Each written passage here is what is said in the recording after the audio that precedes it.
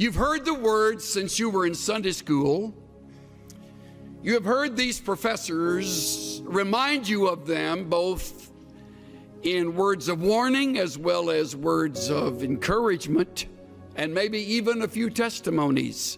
A counselor, a friend, a minister of music, whatever capacity you'll serve in, on mission field or here at home, you'll use these two words. And they are, trust God.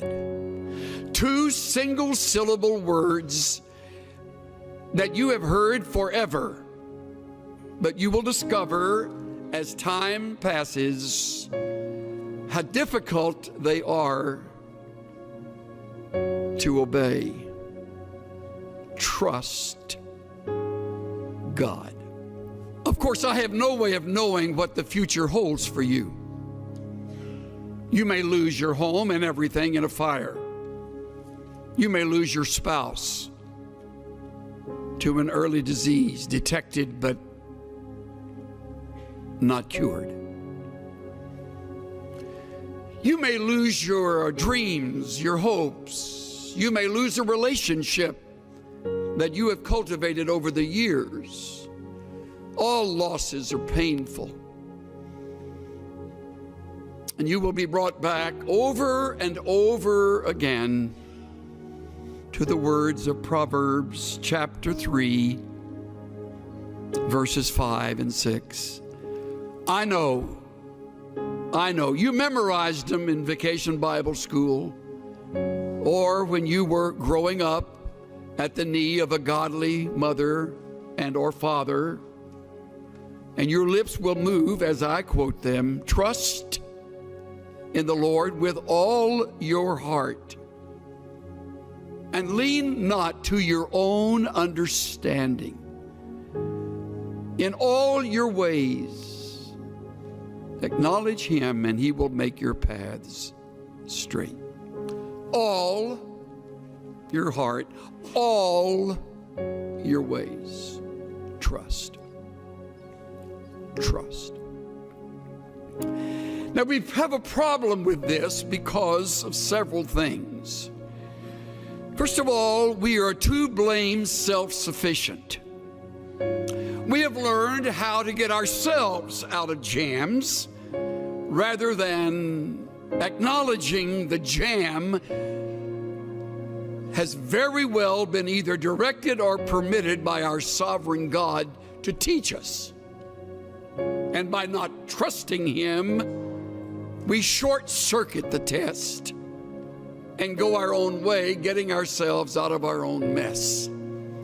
We're too self-sufficient. Another reason we fail this test is because we're too quick to call on others. We have a lot of very capable friends. As life unfolds and you leave this school and you're involved in your church, your work of ministry, your realm of responsibility, you'll meet other people. Many of them much smarter than you are. Most of them richer than you are. Better connected than you are. And some of them will become good friends. And they will become your crutch. They have connections. And when you're up against it, they'll get you through it. Another reason we don't trust is because we feel distant from the God of heaven. Don't feel too guilty about that. So did Job, as godly as he was.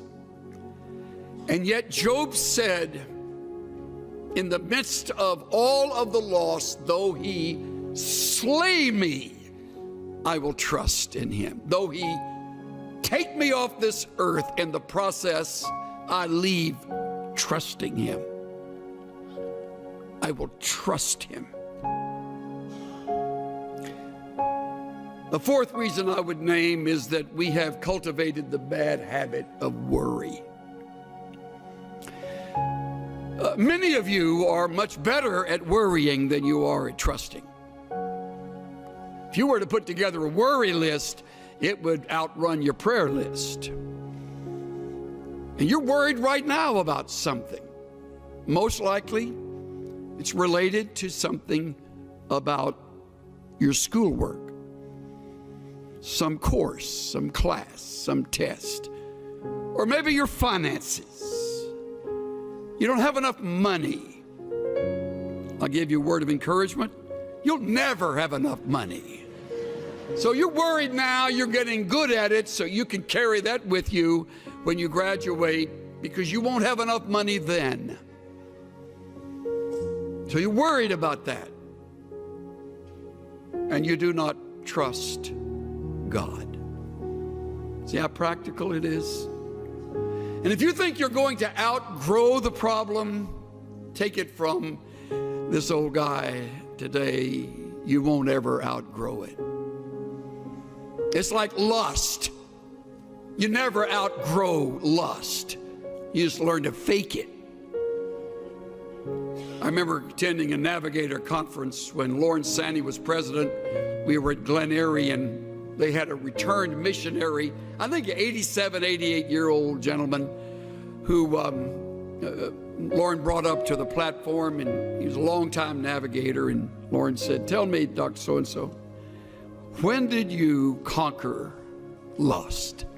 The old man said, "Well, Lauren, hasn't happened yet." You'll never conquer worry. It's part of the flesh. You want to, but the only way you will get through it so that you will learn from the test is to trust. To trust. To put the worry on hold, to set it aside, deliberately shoving it away and saying, "God, at this moment, I rest in you and you alone." If you're married, God, help my spouse and me to trust you, to lean on you, to wait on you, to listen to you, to endure the test with you. I put together a quick list of things that reveal how little we trust. When you choose to worry, you do not trust. When you try to fix what is impossible, you do not trust.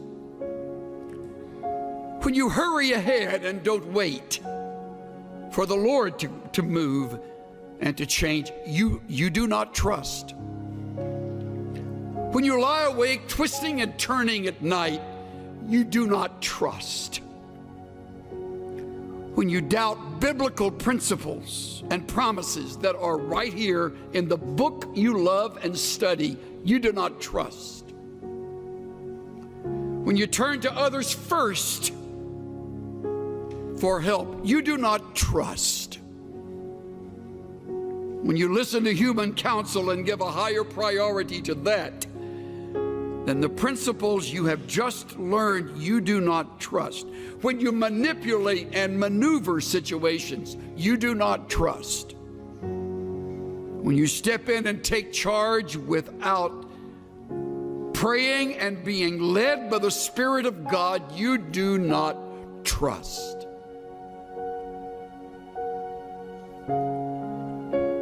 When you cling to others in order to feel secure and needed and loved, you do not trust.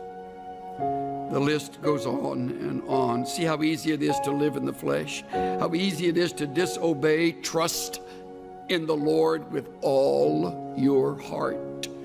Wouldn't it be a great project over the Christmas season this year to think through ways that you can begin to trust God regardless?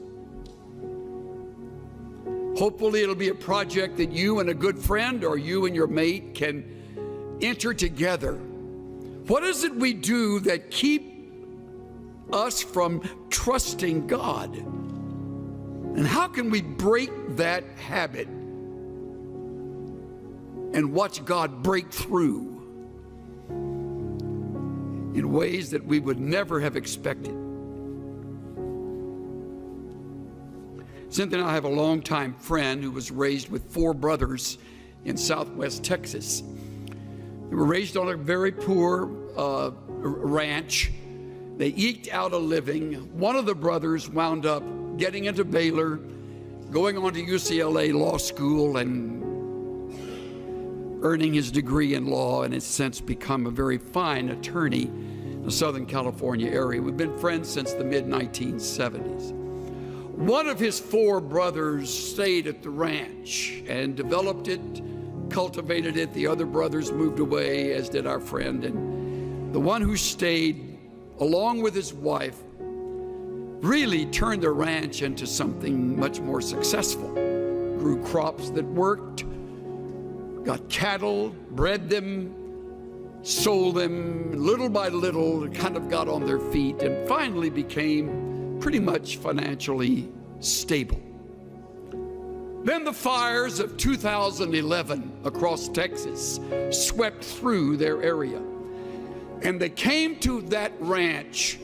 By now they knew they would lose all the cattle. They simply opened the gate, and amazingly, those animals know where to go, usually know where to go to find shelter and safety. And they fled, hundreds of them.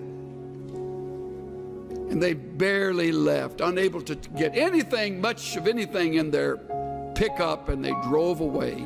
Came back a number of days later when allowed to enter this territory, and everything was melted. Everything. Even the metal roof on the shed, on the barn, had melted down and sort of peeled its way over, and what it landed on, it kind of was that metal profile. As everything is lost, all possessions, all pictures, thankfully no lives. Strangely, the cattle got back and were clustered around in a herd around an enormous oak tree, and they were able to get them back. Of course, the fence had burned, so that has to be rebuilt. And they said to one another, we realized at that moment our faith would either kick into action or we would move far away from the God we had loved and served. They chose the former. They determined they would rebuild. They're in the process right now. Living with a brother, putting house and home back together, having lost it all. And the Lord taught me through my shameful response, He'll win this battle. Trust Him. Trust me. Trust God. Just to rest upon His promises. Just to know, thus saith the Lord. Trust God.